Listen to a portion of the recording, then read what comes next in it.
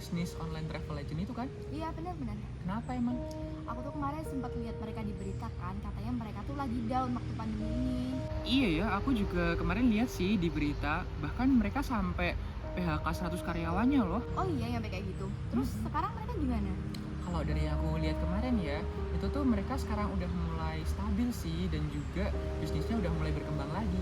Wow, menarik juga ya ternyata. Kok bisa ya mereka tetap survive di pandemi kayak gini? Kamu tahu nggak gimana ceritanya mereka bisa tetap survive padahal situasinya nggak terduga kayak gini? Ini seingatku aja ya, kemarin tuh aku lihat di berita kayak mereka tuh kayak bikin banyak inovasi-inovasi baru gitu loh, Cak. Dan inovasinya tuh bisa memuaskan kebutuhan konsumen. Dan juga mereka ada kerjasama nih sama pemerintah buat promosi ini wisata wisata yang ada di Indonesia. Bahkan mereka ada bikin kayak virtual tour gitu loh. Wah, ternyata Traveloka cerdik juga ya untuk mengatasi masalah mereka. Iya, cerdik banget. Aku setuju sih sama langkah-langkah yang diambil sama Traveloka. Terus lagi nih ya, aku kayak pernah deh lihat teman kita tuh, Ineke, dia juga bikin video tentang Traveloka gitu loh, Oh iya. dikaitin sama pelajaran di matkul manajemen. Oh, berarti sama dong kayak kuliah kita ya? Iya, sama. Coba mau lihat, Boh? Mau, boleh, boleh. Bentar tak cariin ya. Ya. Halo teman-teman. Jadi di video kali ini aku mau membahas nih gimana sih cara Traveloka tetap bertahan meskipun diguncang oleh pandemi COVID-19. Pertama, aku mau membahas Porter 5 Forces. Kita ke customer bargaining power terlebih dahulu ya. Customer bargaining power pada Traveloka ini tinggi ya karena banyaknya perusahaan yang menawarkan layanan sejenis. Jadi ketika Traveloka menawarkan harga yang lebih tinggi atau kualitas yang lebih buruk, pelanggan akan beralih kepada perusahaan lain. Yang kedua ada supplier bargaining power. Supplier pada Traveloka adalah maskapai yang menjual tiketnya melalui Traveloka, hotel yang menyewakan kamarnya melalui Traveloka, atau restoran yang menjual makanannya melalui Traveloka. Supplier bargaining power pada Traveloka cukup tinggi. Jadi ketika Traveloka menawarkan sedikit manfaat untuk suppliernya, mereka akan beralih kepada perusahaan lain. Yang ketiga ada internal competition atau rivalry. Internal competition pada Traveloka ini cukup tinggi. Di Indonesia sendiri terdapat banyak perusahaan yang menawarkan layanan seperti Traveloka. Kemudian yang keempat ada trade of substitute. Trade of substitute pada Traveloka ini cukup tinggi juga ya. Karena saat pandemi COVID-19, orang-orang ini cenderung menggunakan uangnya untuk membeli peralatan rumah tangga atau untuk kesehatan atau untuk pendidikan dibandingkan untuk berlibur. Yang terakhir ada trade of new entrants. Trade of new entrants pada Traveloka ini rendah karena untuk membangun perusahaan seperti Traveloka tentunya dibutuhkan modal yang sangat besar. Selanjutnya adalah analisis SWOT. Yang pertama kita akan membahas kelebihan Traveloka. Kelebihan Traveloka ini tentunya banyak, seperti memiliki aplikasi yang dapat diunduh pada smartphone, sehingga konsumen dapat mengakses Traveloka dengan mudah.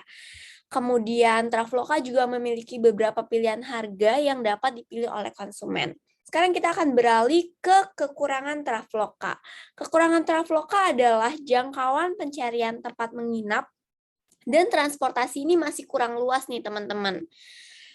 Selanjutnya kita akan membahas opportunity atau peluang. Salah satu peluang Traveloka adalah jumlah hari libur dan cuti bersama di Indonesia yang tergolong banyak nih. Jadi hal tersebut menjadi peluang nih untuk Traveloka, mengingat Traveloka kan menyediakan layanan untuk liburan. Dan yang terakhir kita akan membahas ancaman. Salah satu ancaman bagi Traveloka adalah pandemi COVID-19. Selanjutnya, aku mau membahas 4 cara Traveloka membangun keunggulan kompetitifnya. Yang pertama, improving responsiveness to customer dengan menyediakan layanan kesehatan melalui Traveloka Health. Karena saat pandemi ini, layanan kesehatan adalah kebutuhan masyarakat yang paling utama. Yang kedua, improving quality dengan meningkatkan user experience terhadap keseluruhan pelayanan Traveloka. Yang ketiga, improving efisiensi dengan terpaksa mengurangi karyawannya untuk mengefisiensikan biaya. Dan yang terakhir, improving innovation dengan menghadirkan omnichannel. Selanjutnya, aku mau membahas 4 faktor yang mempengaruhi struktur organisasi Traveloka. Yang pertama, the organizational environment. Traveloka kerap kali memainkan strategi marketing yang berbasis situasi terkini. dan selalu mengupdate fitur-fiturnya nih yang dirasa telah tertinggal sebagai bentuk respon terhadap lingkungan teknologi yang cepat berubah.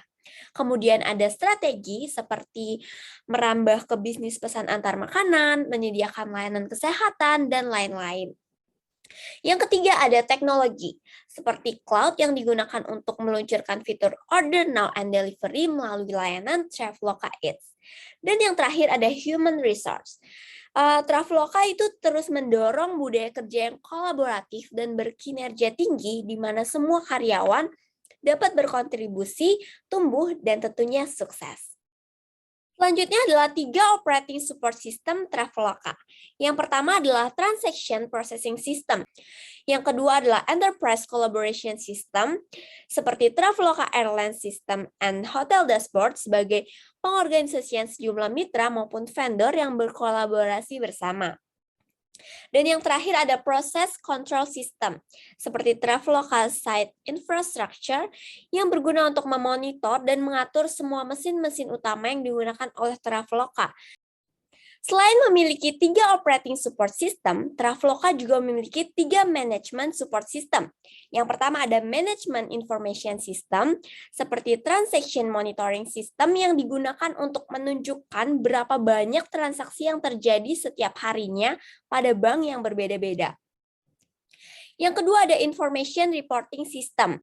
Dan yang terakhir ada Executive Information System seperti Traveloka Management and Monitoring System yang digunakan oleh pemegang saham untuk memantau jumlah pegawai, marketing, dan saham. Oke teman-teman, sekian analisis perusahaan Traveloka menggunakan buku Contemporary Management dari aku. Terima kasih sudah menonton. Bye! Wah, ternyata rumit juga ya permasalahan yang dihadapi Traveloka ini.